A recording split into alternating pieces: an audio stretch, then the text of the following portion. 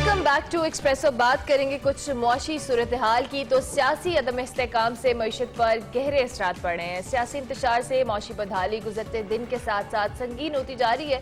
हुकूमत और अपोजिशन की बात करें तो अपनी सियासी लड़ाई में तो मसरूफ है, लेकिन महंगाई दिन ब दिन बढ़ रही है। रुपए की कदर में मुसलसल कमी देखने में आ रही है, जबकि इंटरबैंक और ओपन मार्केट में अगर डॉलर की बात करें तो उसकी बहुत ऊंची उड़ान है।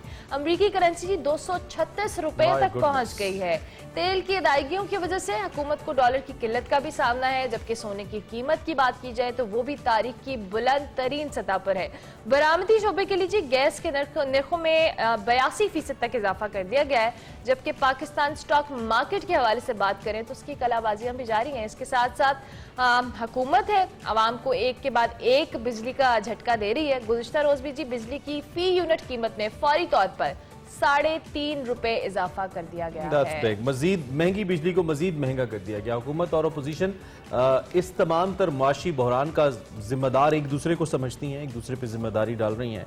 तो हम हमारे साथ हमारे मईशत हैं डॉक्टर अयूब मेहर, उनसे हम पूछते हैं कि वो इसका जिम्मेदार किसको समझते हैं और क्या अभी भी हम संभल सकते हैं, कि अभी भी हमारे पास हल है, या हम वो कर बैठे हैं जिसका हमें डर था कि कहीं ये ना हो जाए। इस वक्त हमारे साथ डॉक्टर अयूब मेहर मौजूद है। डॉक्टर साहब अस्सलाम वालेकुम एंड सुबह खैर। जब भी हम मईशत की बात करते हैं, इकॉनमी की, तो मेरी कोशिश होती है कि ज़्यादा नेगेटिव बात ना हो, चूँकि ऐसी राय हम नहीं सेट करना चाहते जिसका असर फिर हमारी स्टॉक मार्केट पे भी पड़े और लोगों के अज़हान पे भी पड़े। लेकिन ये जो फैक्ट सामने आ रहे हैं, because economy is all about numbers, और नंबर जो सामने आ रहे हैं वो बिल्कुल हौसला अफजा नहीं है मौजूदा सूरत हाल को देखते हुए। एक तो इस वक्त जिस नहज पे हम पहुंच चुके हैं डॉक्टर साहब, इसका सोल्यूशन कोई है हमारे पास, या अब ट्रेन छूट चुकी है हमसे? नहीं, मेरा ख्याल ये नहीं कह सकते कि ट्रेन छूट चुकी है। जो अगर समअप किया जाए ना कि तमाम प्रॉब्लम्स किस तरह से सॉल्व हो सकती हैं, तो उसमें देखिए सबसे खतरनाक बात यह है अनसर्टेनिटी। इकोनॉमी में अनसर्टेनिटी जो है वो जो नेगेटिव इंडिकेटर होते हैं उससे भी ज्यादा बुरा रोल प्ले करती है। और अनसर्टेनिटी से मुराद देखें, एक तो पहली दफा ऐसा हो रहा है, जो 30 साल की हमारी हिस्ट्री है, 1993 से अगर मैं शुरू करूं तो IMF से जो हमारे एग्रीमेंट होते रहे हैं और जो क्वार्टरली फिर हमें पेमेंट होती रही है उन एग्रीमेंट्स के बाद, उसमें रिव्यू भी होता है, रिवीजन भी होता है हमारे इंडिकेटर्स का उसमें। लेकिन कभी भी आज तक ऐसा हुआ नहीं था इससे पहले कि जब इतना अनयूजुअल डिले हुआ हो कंक्लूजन तक पहुंचने में। ये अनयूजुअल डिले है जो अनसर्टेनिटी को इंडिकेट कर रहा है, और यही अनसर्टेनिटी जो है फिर FDI को या रुपये की वैल्यू को, इन दोनों चीजों को हिट करती है। मैं अगर थोड़ा सा इसको रिलेट करना चाहूँ हिस्ट्री को, अगर आप देखें कि एक बड़ी अजीब आपको चीज नजर आएगी कि जब भी खासतौर पे पंजाब, क्योंकि बड़ा सूबा है, अगर पंजाब गवर्नमेंट और फेडरल गवर्नमेंट में कभी डिसएग्रीमेंट नजर आए तो इकोनॉमी में आप हमेशा देखेंगे अनसर्टेनिटी रही। मैं बात शुरू करूं अगर कि फेडरल में इख्तलाफ हुए थे जब जुनेजो साहब प्राइम मिनिस्टर थे और पंजाब में नवाज शरीफ साहब थे, एक अनसर्टेनिटी क्रिएट हुई थी 80s में, इकोनॉमिक इंडिकेटर बुरे हो गए थे। उसके बाद एक दौर आया था जब भट्टू साहब वजीर आला थे और नवाज शरीफ वजीर आजम थे, बहुत इख्तलाफात चलते रहे और फिर यही हुआ कि इकोनॉमिक इंडिकेटर खराब हो गए। जब बेनजीर साहबा मरकज में थी और नवाज शरीफ साहब वजीर आला थे पंजाब में, अनसर्टेनिटीज क्रिएट हुई, तमाम इकोनॉमिक इंडिकेटर्स आपको नेगेटिव मिलेंगे। ये बेसिकली हमें एक कोऑर्डिनेशन क्रिएट करनी होगी between province and federal government and between private sector and public sector also. Uncertainties जब तक खत्म नहीं करेंगे, इकोनॉमिक इंडिकेटर जो हैं वो इम्प्रूव नहीं होंगे। यानी कि जो पॉलिटिकली स्टेबिलिटी भी बहुत होना जरूरी है। दूसरी जानिब डॉक्टर साहब, IMF प्रोग्राम के हवाले से बात करें, ऑब्वियसली उस पर हमें बहुत डिले हुआ, हमने बड़ी सख्त शराइत को माना, हमने उस पर इम्प्लीमेंट किया, जो डिमांड्स हमें आती रही IMF की जानिब से हम उस पर इम्प्लीमेंट करते रहे। और फिर मुफ्ता इस्माइल साहब भी हमें ऑन एंड ऑफ कहते रहे जी अभी जुलाई के एंड वीक में होने वाला है, अगस्त में होगा। अभी तक स्टिल कोई IMF से डील की सूरत हाल हमारे सामने नहीं आ रही है। इसको आप किस तरह से देखते हैं? जी, यकीनन मैं इसी को सबसे ज्यादा डेंजरस इंडिकेटर इसलिए ले रहा हूँ कि इस वक्त तो मैं समझ रहा था कि IMF जल्दी एक फैसले तक पहुंच जाएगा, क्योंकि इससे पहले जब एग्रीमेंट होते थे IMF से या रिव्यू होता था तो होता यह था कि गवर्नमेंट साइन के लिए जा रही होती थी, गवर्नमेंट तैयार थी, रेटिफाई कर रही होती थी उस एग्रीमेंट को, लेकिन अपोजिशन की तरफ से बहुत सख्त किस्म की थ्रेट्स आ रहे होते थे कि हम आकर के इसको कैंसिल कर देंगे, ये हमें एक्सेप्टेबल नहीं है। लेकिन इस वक्त ऐसी भी सूरत हाल नहीं है कि अपोजिशन की तरफ से कोई इस तरह की अपोजिशन की जा रही हो, वो सूरत हाल भी नहीं है। एक और चीज होती थी कि FATF की वजह से, ग्रे लिस्ट की वजह से IMF रिलेक्टेंट होता था, क्योंकि IMF उसका FATF का ऑब्जर्वर मेंबर है। लेकिन अभी FATF भी जो है उसने भी हमें एक ग्रीन सिग्नल दे दिए हैं। तो इस सूरत हाल में तो जल्दी हो जाना चाहिए था, लेकिन जो अनयूजुअल डिले हो रहा है।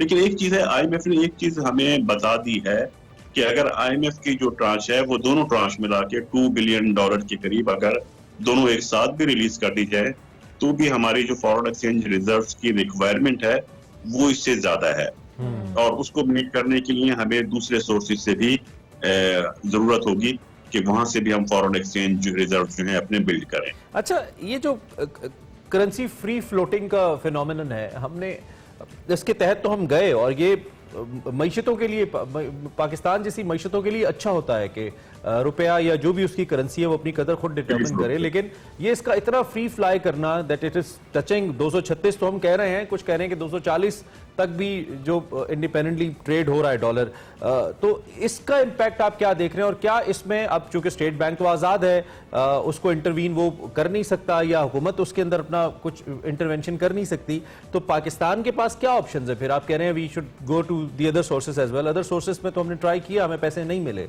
तो अदर सोर्सेज और क्या हो सकते हैं? देखिए, हम अब तक जो इस तरह की कंडीशन को हम इसको फेस करने के लिए 2 स्ट्रैटेजीज यूज करते रहे थे। एक स्ट्रैटेजी यूज है कि बेशक फ्री फ्लोट हो, किसी भी मुल्क की करेंसी में अगर फ्री फ्लोट भी हो तो उसको हम कंप्लीटली फ्री फ्लोट दुनिया में शायद कहीं भी नहीं है, एक लफ्ज हम यूज करते हैं dirty free float. Dirty free float का मतलब ये होता है कि फ्री फ्लोट तो होता है इकोनॉमी मार्केट में, तो वो फ्री फ्लोट होता है, लेकिन जो उसका सेंट्रल बैंक होता है वो मार्केट मैकेनिज्म के जरिए उसको, उसके रेट को मेंटेन रखता है, उसकी वैल्यू को मेंटेन रखता है, मार्केट में इंटरवीन करता रहता है सिक्योरिटीज को बाय एंड परचेज करके। ठीक है, वो ऑटोनॉमी के बाद स्टेट बैंक ने खुद डिसीजन लेने, लेकिन स्टेट बैंक भी गवर्नमेंट को फेवर करना चाह रहा है। लेकिन मसला सिर्फ ये हो रहा है कि पहले जो जिस तरह से स्टेट बैंक इंटरवीन करता था, बाय एंड सेल करता था, वो स्टेट बैंक अब स्टेट बैंक को अब सीरियस प्रॉब्लम है। उस वक्त फॉरेन एक्सचेंज इतने जरूर होते थे कि हम उसको मेंटेन रख सकें या मार्केट में इंटरवीन कर सकें। अभी LCs खुलने में प्राइवेट सेक्टर से खबरें आ रही हैं कि प्रॉब्लम हो रही है। इस सूरत हाल में स्टेट बैंक इस काबिल ही नहीं रहा कि इंटरवीन कर सके। दूसरा ये था कि कुछ ना कुछ रेमिटेंसीज और फॉरेन जो डायरेक्ट इन्वेस्टमेंट थी FDI, उसके जरिए काम चल जाता था। अभी अनसर्टेनिटी की वजह से लोग इन्वेस्ट करते हुए अगर बहुत ज्यादा रिलेक्टेंट हो रहे हैं, तो वो एक इशू आ रहा है। बेसिकली प्रॉब्लम घूम फिर कर जो आता है वो यही है कि हमें अनसर्टेनिटी को खत्म करना है मार्केट से। ये जब तक नहीं होगा। अच्छा, ये जो आपने LCs वाला मामला बताया, ये बिल्कुल it is a genuine problem, और ये बहुत ज्यादा रिपोर्ट हो भी रहा है। इस मामले में अगर पॉलिटिकल स्टेबिलिटी या पॉलिटिकल जमातें ज्यादा स्ट्रेंथन ना भी हो, तो वो अपना असर और रसूख इस्तेमाल किया करती हैं मुख्तलिफ ममालिक के साथ, हमने देखा है, और फिर उसके जरिए कम से कम एक सपोर्ट मिल जाती है इकोनॉमी को। इस वक्त क्या हमारी ये हुकूमत इस पोजीशन में भी नहीं है कि अपनी उस असर रसूख को इस्तेमाल कर सके या उस PR को इस्तेमाल कर सके कि पाकिस्तानी जो LCs हैं वो ओपन हो, और पाकिस्तानी जो बिजनेसमैन है या जो ट्रेड डील्स हैं वो हो सके इंडिपेंडेंटली, इजीली? देखिए, उसमें प्रॉब्लम ये, उसमें गवर्नमेंट का LCs में गवर्नमेंट का असर रसूख बिल्कुल नहीं चल सकता। LCs में ये होता है कि बैंक टू बैंक ट्रांजेक्शन की बात होती है, बैंक टू बैंक एग्रीमेंट होते हैं।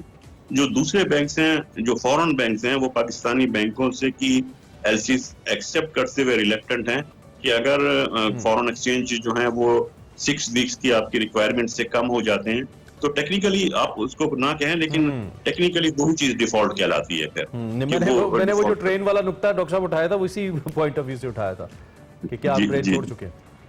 जी जी, प्लीज कंटिन्यू। ट्रेन अगर छोड़ चुके हैं, मेरा ख्याल है ठीक है, कोई मसला नहीं, ट्रेन छोड़ चुके हैं, लेकिन इस ट्रैक पर ट्रेन आती रहती हैं, तो कोई मसला नहीं है। और स्ट्रैटेजीज हैं, अल्टरनेट स्ट्रैटेजीज हैं। हमें अनसर्टेनिटीज को खत्म करने के लिए अब दूसरा ऑप्शन पे गौर करना होगा। दूसरा ऑप्शन या दूसरी ट्रेन अवेलेबल हो सकती है, दूसरी ऑप्शंस पे गौर करना होगा डॉक्टर साहब। लेकिन दूसरी जानिब ऑब्वियसली अभी अब आप IMF प्रोग्राम की बात कर रहे थे, ये ओवरऑल अनसर्टेनिटी की बात कर रहे थे हमारी इकोनॉमी में। अगर हम IMF प्रोग्राम में जाते भी हैं और हमें अगर हम एक्सपेक्ट करें कि नियर फ्यूचर में हमें सारी सिचुएशन नॉर्मल होने की तरफ आएगी, लेकिन ऑब्वियसली इसका जो इम्पैक्ट आएगा आम आवाम के ऊपर, उसको आने में भी एक टाइम दरकार है। और उससे पहले जो अगर हम बिजली की कीमतों की बात करें, गैस की कीमतों की बात करें, या हम रोजमर्रा जो इस्तेमाल की अशिया उनकी बात करें, उनमें बेतहाशा इजाफा है। एक आम इंसान के लिए इन तमाम चीजों के अंदर सर्वाइव करना it's not an easy task. जो इम्पैक्ट आना है उसके लिए भी तो टाइम दरकार है, उसके लिए क्या स्ट्रैटेजी या प्लानिंग होनी चाहिए? देखिए, इस तरह के क्राइसिस जहां भी आते हैं तो उनका इम्पैक्ट यकीनन उसमें टाइम लगता है। उस टाइम के दौरान यानी इम्पैक्ट आवाम तक पहुंचने से पहले एक शॉर्ट टर्म स्ट्रैटेजी, एक पैरेलल स्ट्रैटेजी अडॉप्ट की जाती है। और वो शॉर्ट टर्म स्ट्रैटेजी सिर्फ इसलिए होती है कि इकोनॉमी के वो तबकात जो लोअर इनकम ग्रुप्स हैं, जिनका सर्वाइवल मुश्किल हो जाता है, उनके ऊपर असरात आते में बहुत टाइम लगता है। और लॉन्ग टर्म हम कहें कि ये इम्पैक्ट आएंगे, अच्छे इम्पैक्ट आएंगे, हमारा फ्यूचर जो है वो अच्छा हो जाएगा, ये कहकर उनके शॉर्ट टर्म उनमें उनके लिए डिटोरिएशन नहीं की जा सकती, उनको तबाह नहीं किया जा सकता। तो एक पैरेलल स्ट्रैटेजी ऐसी सूरत हाल में लाजमी अडॉप्ट की जाती है। और वो parallel strategy low income group के लिए होती है। वो सब्सिडीज की सूरत में भी होती है, वो स्टेपन पेमेंट की सूरत में भी होती है, वो शॉर्ट टर्म आप कहीं एम्प्लॉयमेंट क्रिएट करते हैं, वो एक शॉर्ट टर्म स्ट्रैटेजीज होती है। जाहिर है उसके लिए फिस्कल रिसोर्सेज रिक्वायर होते हैं, लेकिन उस फिस्कल रिसोर्सेज को जो है फिस्कल पॉलिसीज के जरिए आपको किसी ना किसी तरह से अरेंज करना होता है। वो ठीक है डॉक्टर साहब, बहुत शुक्रिया, थैंक यू वेरी मच।